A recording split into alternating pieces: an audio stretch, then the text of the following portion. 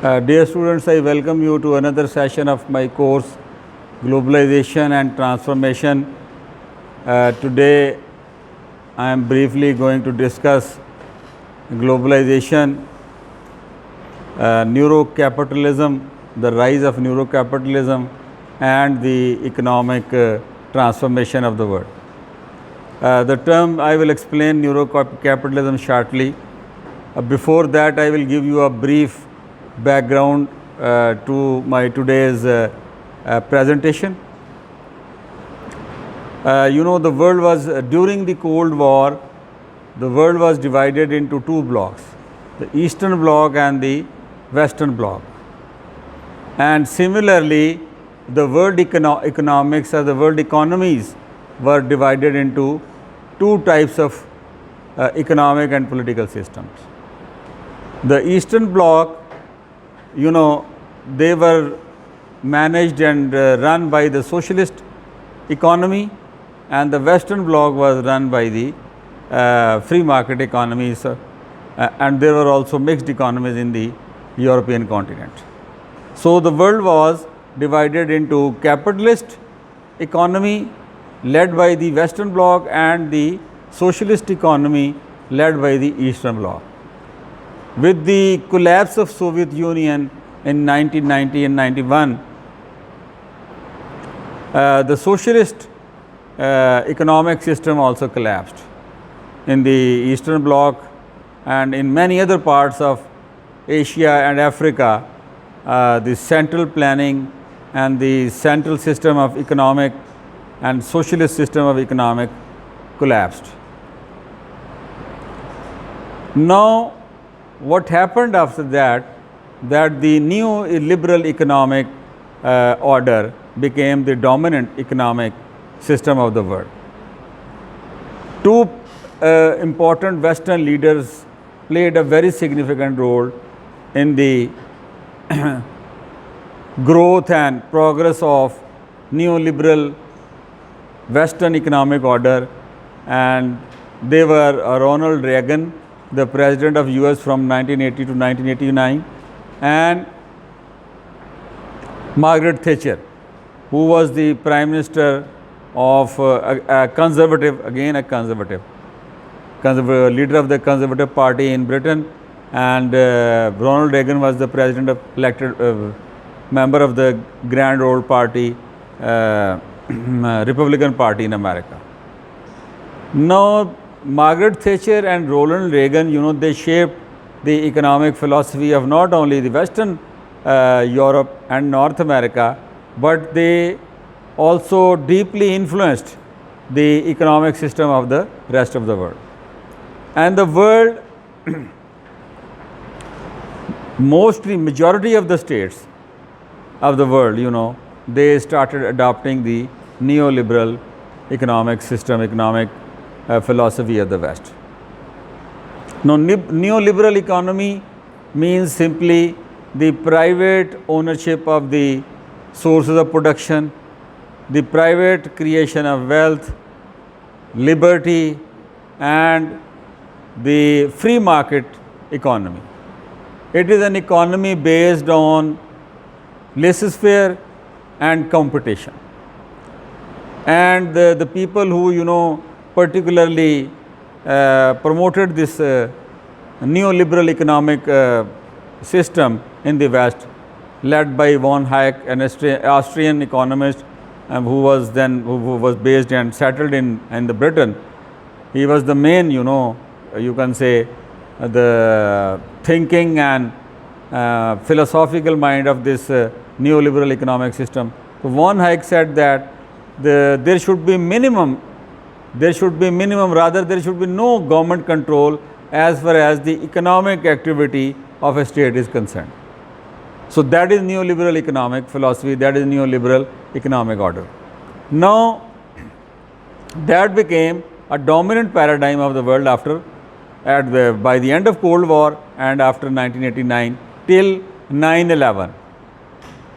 Now, with the beginning of new millennium, 2000 and onwards, and then a major political event took place, attack on the Twin Towers, which changed the geopolitical environment and also the economic environment of the world, because after that attack on Twin Towers, America started its war on so-called war, global war on terror, in which particularly the Muslim states and the Muslim countries of the world, they were the target of the American invasions and American attacks.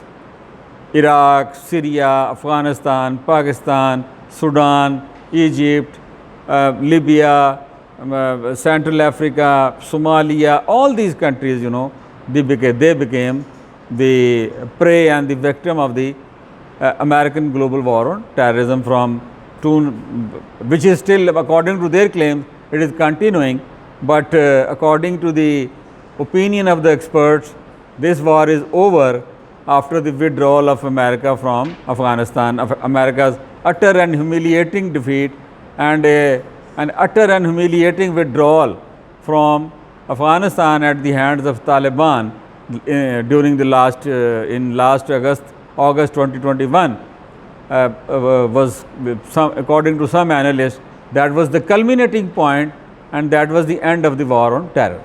Having said that, I would invite your attention to the fact that after 9/11, there was an exponential growth in technological innovations and in technological inventions in the Western world, in the Northern world. And one important invention which deeply influenced and deeply shaped the economies of the world, was internet and its rise and its exponential growth throughout the world. World became wired and connected through internet. Almost all the states of the world, they became connected and wired with this internet. Now, with the rise and growth of internet, this technological innovation, there was a shift in the economic system of the world also, and the growth and expansion of e-business and e-commerce was seen and multiplied many times. But what I am, what the focus of today's, this is, the background of contemporary 21st century. The exponential growth of not only of internet, but the exponential and manifold growth of the technological advances and technological innovations in the West. Now, what happened that the increased technological complexity and technological innovation and inventions in the West led to the development of the technological advantage as far as the economic growth and economic development of the world is concerned. Now, those countries who can now perpetually innovate, who can now perpetually invent, they can, have an economic advantage, an economic leverage on the countries who do not possess latest latest technological innovations and latest technological inventions. Now, the term Neuro Capitalism refers to a domain, to an area in which the economic advantage is created through technologically enabled information driven decision making system, and through this complex technological advantage in which human brain, plays an important role. Human brain is the source of all information created by the human beings. Now, the people who are the capitalist class, I would call them the super capitalists. They are not the post capitalists, they are the super capitalist, and we can fairly say that instead of capitalism going into the post capitalism, and when we say post capitalism, means the death of capitalism, because the way we have exhausted and consumed the resources of this planet, the resources of this planet are limited, the natural resources. and human beings, through their intervention and through their action and intrusion of these natural resources, have consumed the resources of this planet beyond recognition, which has led to so many economic fallouts and political and social and cultural complications, particularly an uncontrolled destruction of the ecosystem, the rising environmental pollution, and other technological deviations have created a limit on the economic growth. In the capitalism, the economists believe that the economic growth is limitless, infinite. There is no limit on it. You can economically grow to the skies, but with the gradual depletion in the availability of resources to different societies of the world, it became quite clear that there is a limit, and that was the beginning of the post.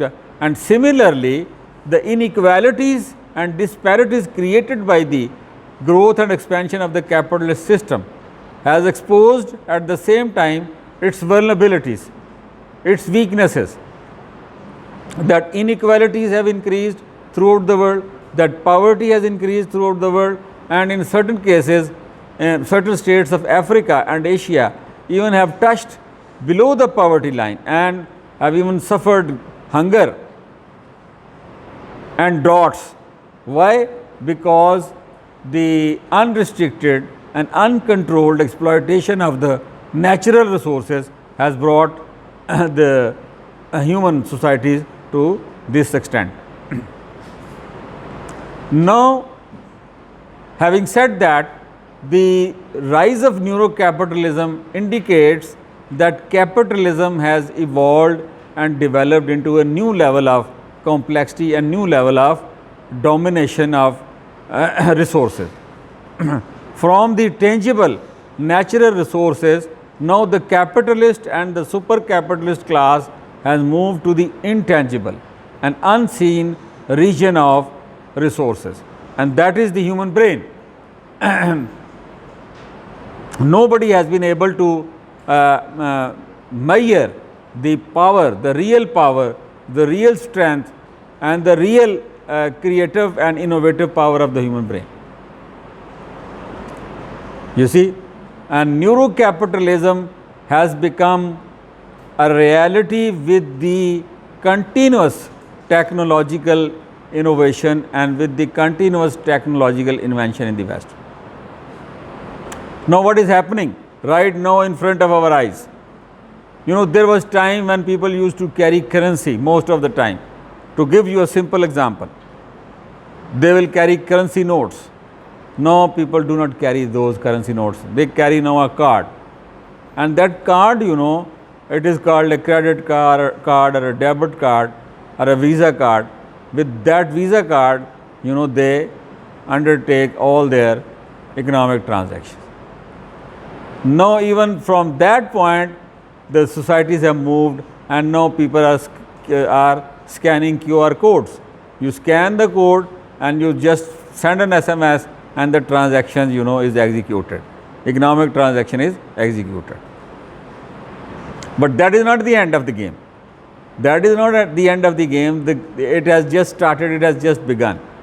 Now, what the companies in the West and the so-called super capitalists like Jeff Bezos of Amazon, like Bill Gates of Microsoft, like Elon Musk of SpaceX, and Mark Zuckerberg of Facebook.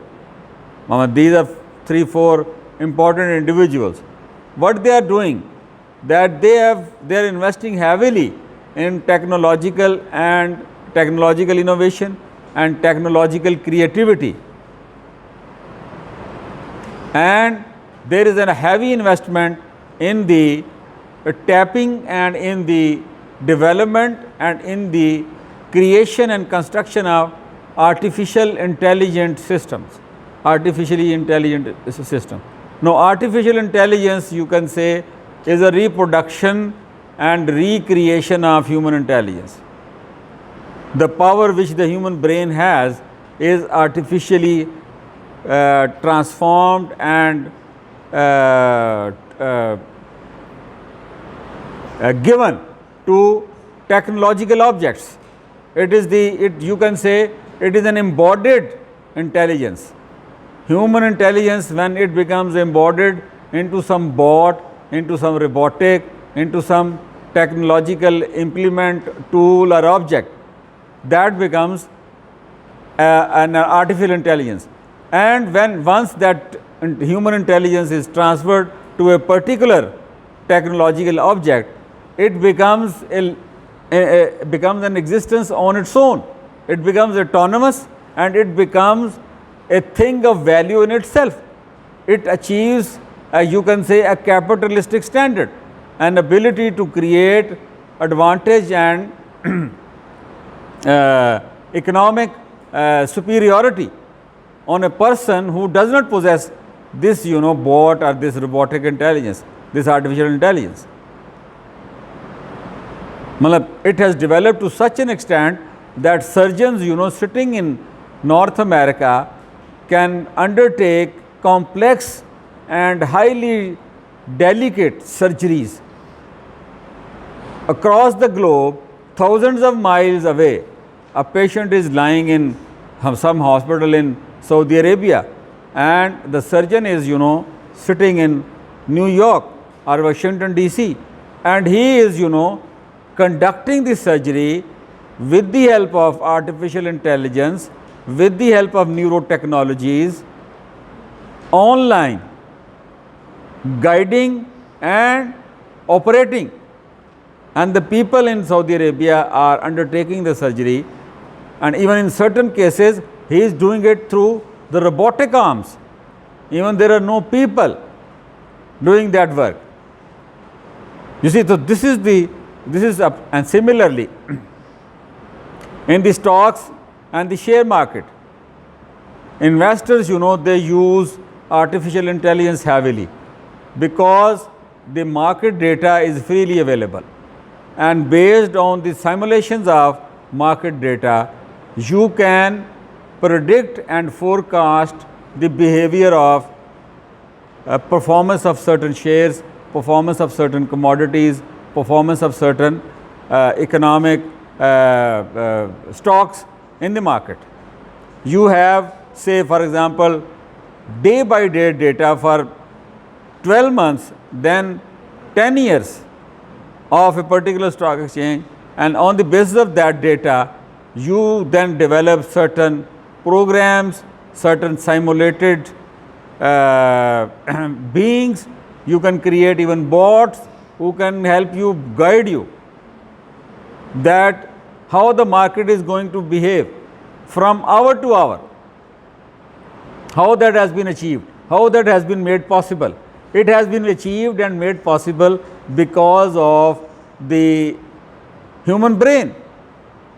These bots are nothing but the embodiment of the human intelligence into a mechatronic form. Into a mechatronic form. And in that mechatronic form, that intelligence is then comes into in aid of human intelligence, and human beings can make complex and difficult decisions. They can undertake surgeries, they can do investment decisions, they can forecast the future, and they can receive data. Now this NASA rover, Perseverance, it is right now on the Mars. We don't know. The world is moving very fast as far as the technological innovation and technological complexity is concerned. The NASA rover, similarly, there is another Zhurong.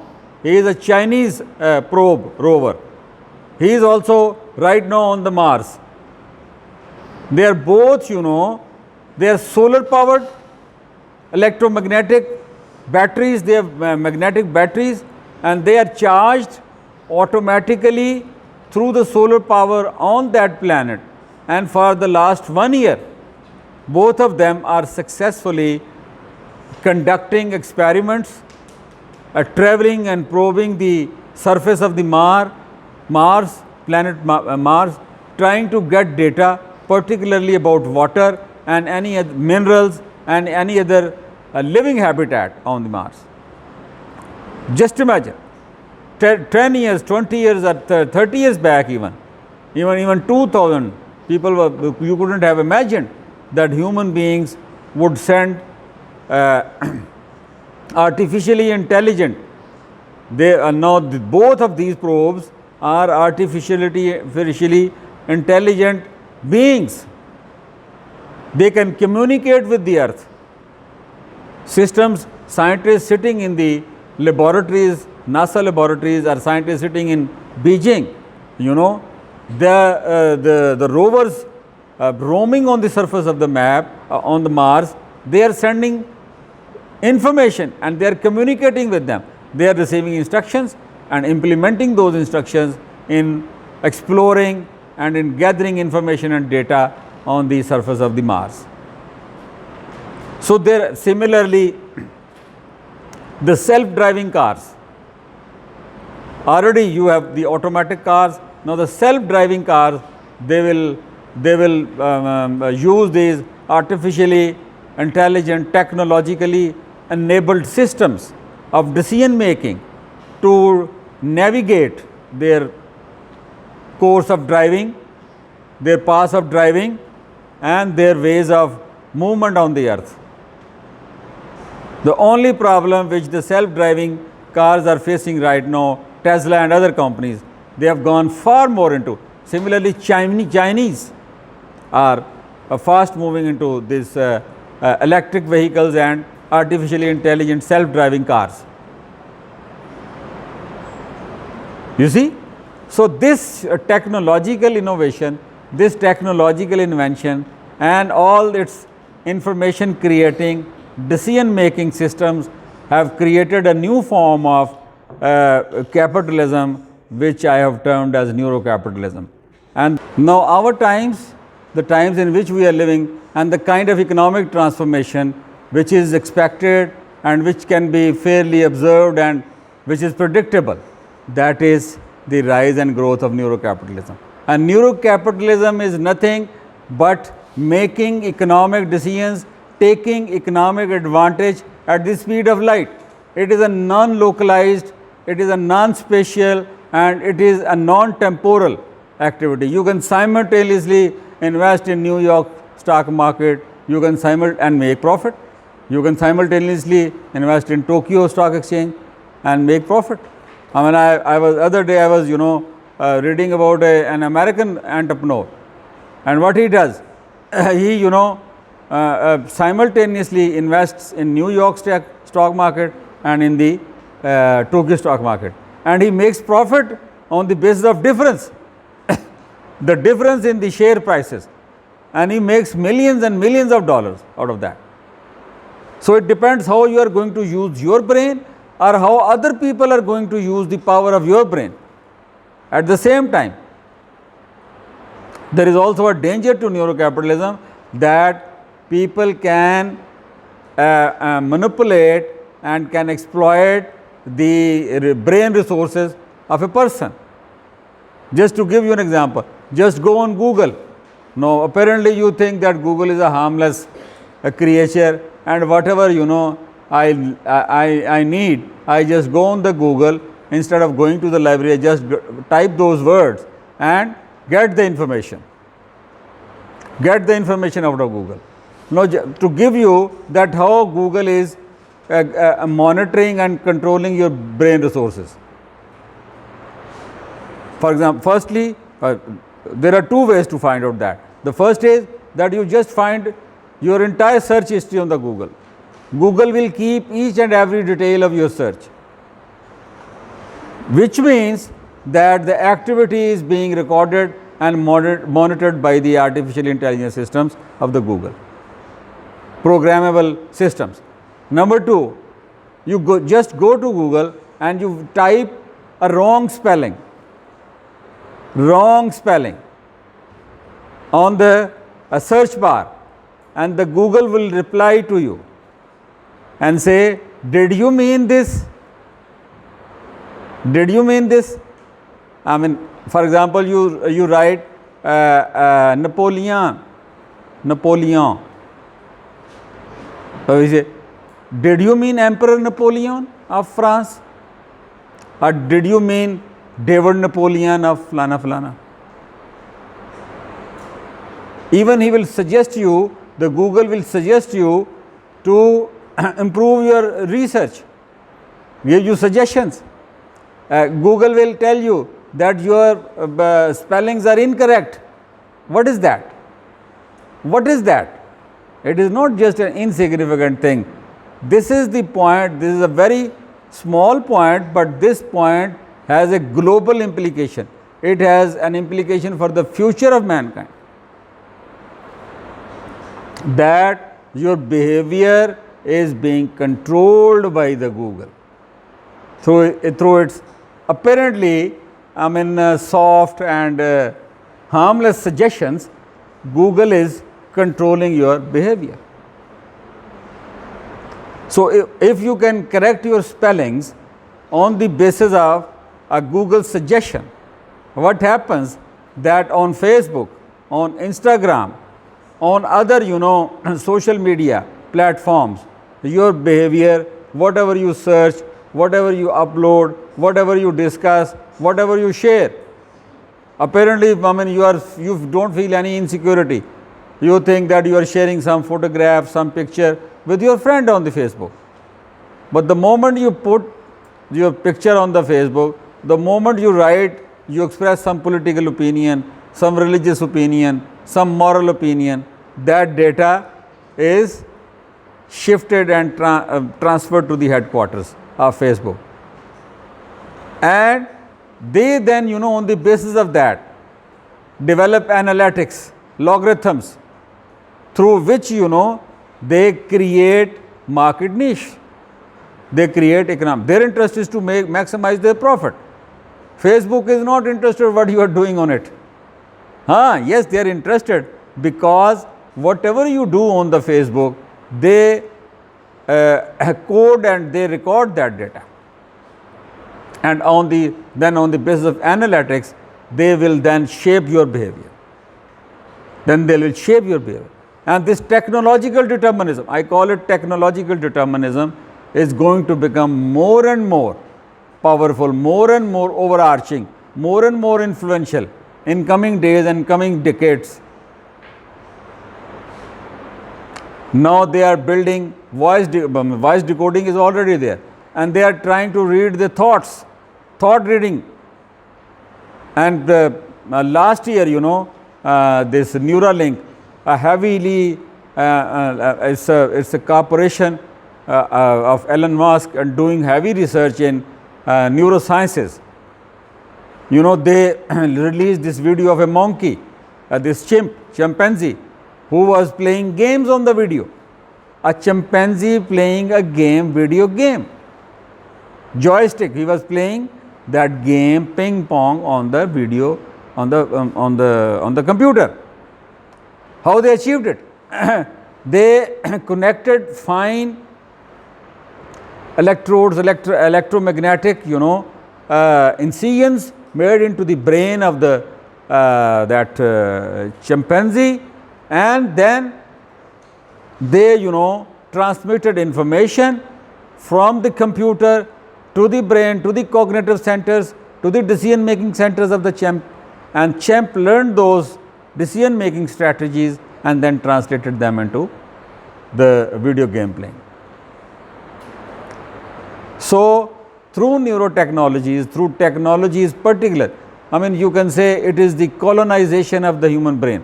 Neuro Capitalism, in a simple word, is the colonization of the innovative and creative and the complex resources of human brain. This is the last region which was left to the Western sciences and to the Western economies, in which they have entered. Capitalism was mostly concerned with the economics of bodies, economics of materialism, of the material conditions. Post-capitalism challenged that. Post-capitalism pointed out towards the inherent inequalities, towards the inherent contradictions, towards the inherent injustices and the havoc which the human beings have wreaked by perpetual and continuous intervention and exploitation of the natural resources and the environmental and ecological and the climate change related problems which the human capitalistic activity has created. Post-capitalism points out to that, and it calls upon the human beings throughout the world to limit their activities. There is a limit to economic growth. But here comes the Neuro Capitalism, and it shows an entirely new path as far as capitalism is. It is a shift, and according to, as far as I can see, according to my historical knowledge, it is a next stage. It is a new next stage, evolutionary stage in the development of capitalism, which means logically, the logical inference is that capitalism is not dead. It is not dead. It is not going anywhere. Even now, diseases are being experimented through the bioweapons, through the biological warfare. I mean, there are even speculations that COVID-19 was biologically created, lab created virus, and it was then, unleashed in the world by the Americans and the Chinese to reduce the human population. And in a certain way, they have been successful. More than 50-60 million people have died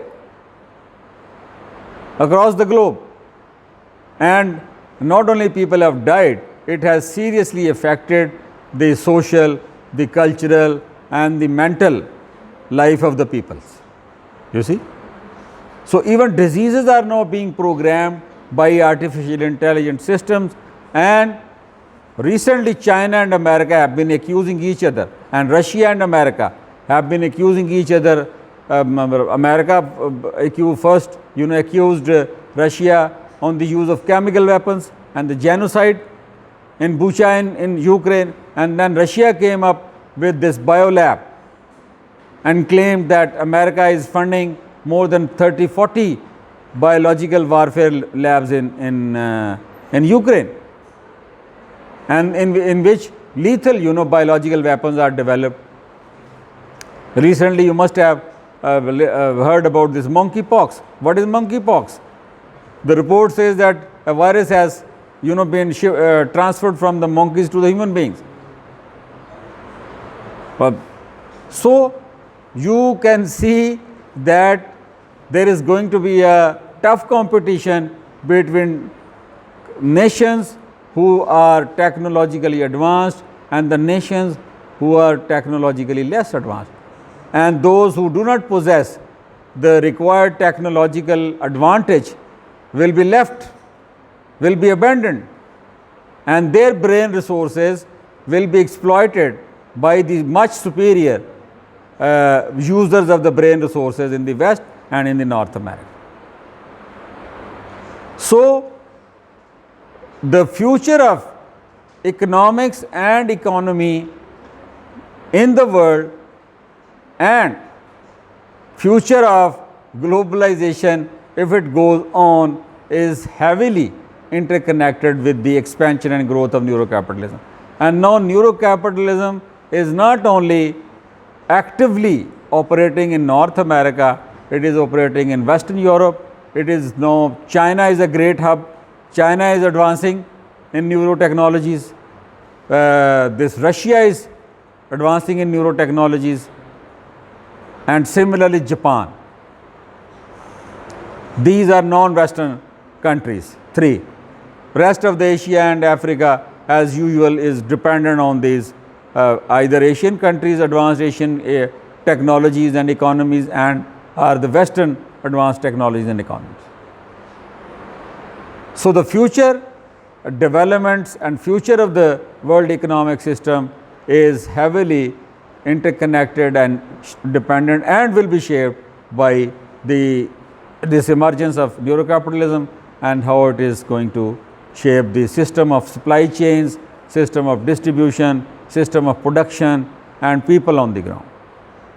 So that's all for today. Thank you very much.